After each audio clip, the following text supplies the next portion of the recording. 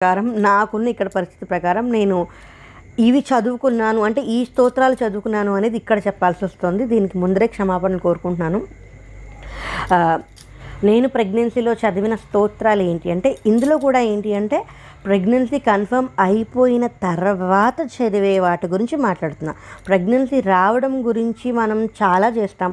అంటే రాహుకేతువుల పూజ కావచ్చు, లేకపోతే ఎక్కడైనా ఉయ్యాల ఊపడం కావచ్చు, చాలా రకాలుగా చేస్తాం. కానీ ఇది వచ్చేసిన తర్వాత ఇప్పుడున్న పరిస్థితి ప్రకారం ప్రెగ్నెన్సీ రావడం, అది నిలబడడం, 9 నెలల్లో ఉండడం, తర్వాత పుట్టి ఉండడం, అలాగ చాలా చాలా దశల్లో అంటే 3rd మంత్ లోపల లేదా 5th మంత్ లోపల, తర్వాత 7th మంత్లో పుట్టిపోవడము, లేకపోతే 9th మంత్లో ఇలా చాలా ఇబ్బందులు జరుగుతూ ఉన్నాయి.